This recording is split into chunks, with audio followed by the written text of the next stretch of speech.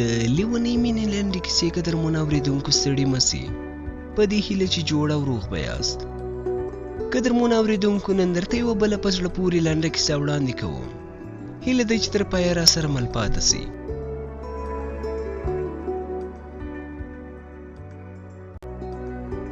شپه تر نیمایي تېره وه. د کور ټول غړي په خواږه خوب ویده ول، خو وږمې ته خوب نه ورتلی او د کور په غولي کې یوازې ناسته وه. په کور کې چوپه چوپتیا خپره وه، یوازې د چورچکې اوازونه اورېدل کېده چې د وږمې لاس ویلي سره به ګول سو، نو یوه بې سوره نغمه به ځینې جوړه سوه. هغې سترګې د اسمان خواته ونیولې، لکه غواړي چې له څوارلسمې سپوږمۍ سره د زړه خواله وکړي.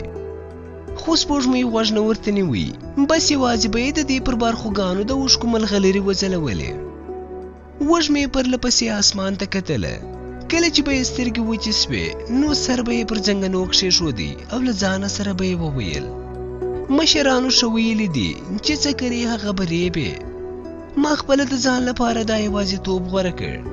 اوس د ګیلې حق نه لرم، ان د ژوند کولو حق هم نه لرم.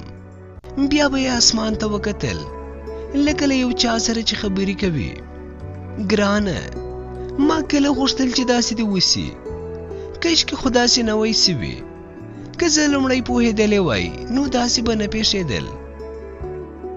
وږمې له یو کال راهیسې په دفتر کې کار کاوه. په شعبه کې د اسد په نوم یو همکار هم ورسره و. اسد له وږمې سره ډېر ښه چلند کاوه. نه یوازې دا چې خپل کارونه یې په ښه ډول کول، بلکې د وږمې په کارونو کې یې هم مرسته ورسره کوله. اسد ډېرې لږ خبرې کولې. که چا پوښتنه نه وای ځینې کړې، نو د چندان څه نه ویل. د همدې خوی له امله هغه ډېر دروند ښکارېدی. د دفتر ډېرو همکارانو غوښتله چې د اسد خبرې واوري، خو هغه به یوازې له وږمې سره خبرې کولې. پر رسمي خبرو سربیره د خپل شخصي ژوند په اړه هم د زړه خواله ورسره کوله. وږمې د دفتر له ټولو همکارانو سره په خندا او رینتندۍ خبرې کولې، خو اسد له دې چلند څخه ډېر خوشحاله و. کله چې به یې د وږمې خوله له خندا ډکه ولیده، نو زړه به یې باغ باغ سو. یوه ورځ اسد دفتر ته نه راغلی. کله چې په سبا راغلی، نو وږمې د پخوا په ډول په خندا او مهربانۍ د هغه د نه راتلو علت وپوښتي. اسد لومړی اوږده ساه واخیسته. ویلې تر اوسه مې په دفتر کې چاته نه دي ویلي، خو زه یو ډول خطرناکه ناروغي لرم. هغه دا چې حملې را باندې راځي او بې سده کېږم. کله چې یوه حمله را باندې راسي، نو څو ورځې مې سر درد کوي او سربداله یم. وږمې چې دا خبرې واورېدې، نو له اسد سره یې خواخوږي پیدا سوه. تر دې وروسته به یې هڅه کوله چې خوشحاله یې وساتي او لږ تر لږه د دې لخوا ونه ځورول سي. که څه هم دا ډول همدردي له اسد سره د کور غړو هم کوله، خو د وږمې همدردي د اسد په زړه داسې لګېده لکه مرهم چې وهې. پخوا به اسد له وږمې سره د دفتر په کارونو کې مرسته کوله، خو اوس برعکس وږمې هڅه کوله چې د اسد د کارونو بار پر خپلو وږو واخلي او هغه ته هیڅ ډول تکلیف ونه رسیږي. د وږمې دې ډول چلند د اسد پر صحي وضعیت خورا ښه اغېز وکړ. ورځ په ورځ به یې ناروغي ښه کېده.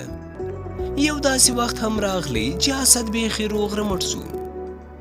د هیڅ ډول تکلیف احساس یې نه کاوه. که څه هم هېڅوک نه پوهېدل چې اسد به په کور کې څنګه وي، خو په دفتر کې به روغ جوړ و.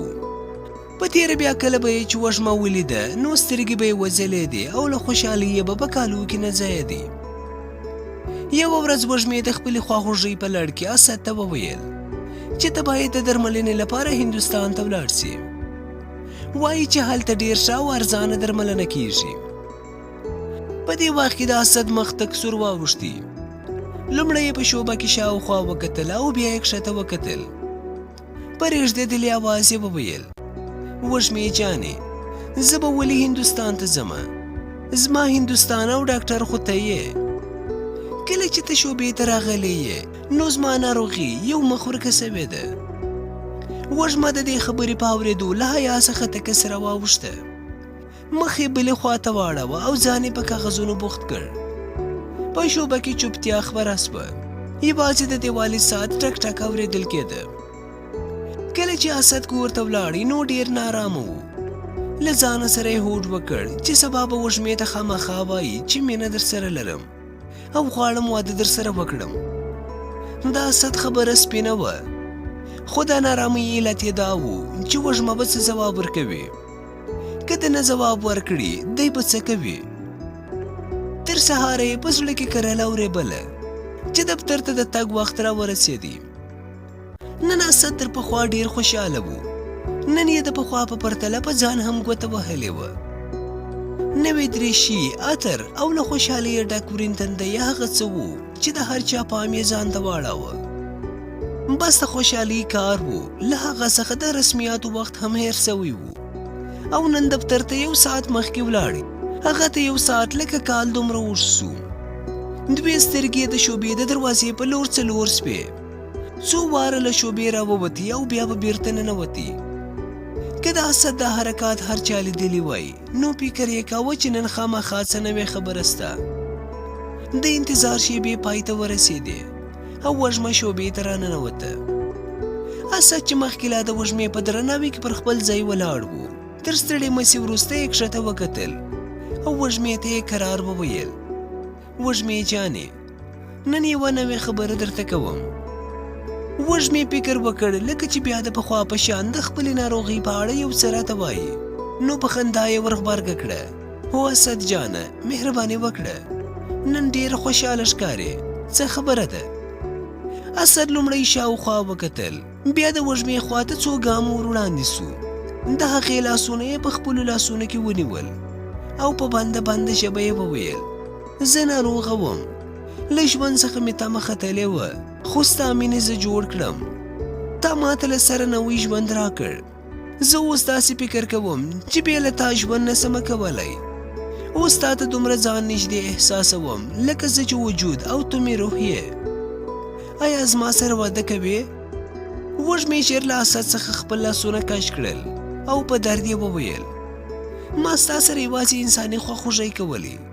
بس خو ته داسې فکر کوې چې زه ستا سره مینه لرم. تا ته خو ځان در معلوم دی چې څومره بده ناروغي لرې. خدای خبر چې ته به 1 کال ژوندی یې که به نه یې. آیا زه تا ته دومره ساده ښکاره سوم چې له یو ناروغه سره به واده کوم او خپل ژوند به په لوی لاس تباه کوم؟ اسده، ته ښه ته وتلی یې. یو ځل بیا فکر وکړه. له دې سره سم وږمې د سکول غاړې ته واچوه او په چټکو ګامونو له شوبې څخه ووته. د اسد پر سترګو توره تیاره راغله. ځای په ځای کښېناستې، سر یې په لاسونو کې ونیوی. د وږمې دا جملې په ذهن کې پرله پسې تکرارېدلې: خدای خبر چې ته به 1 کال ژوندی یې او که به نه یې. آیا زه دومره ساده درته ښکاره سوم چې له یو ناروغه سره به واده کوم او خپل ژوند به په لوی لاس تباه کوم؟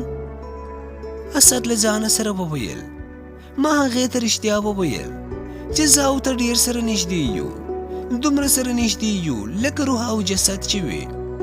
خو نن چې زه وږمې رد کړم زما روح ووته، زه نور مړ یمه. اسد تر دې وروسته بیا دفتر ته نه راغلی.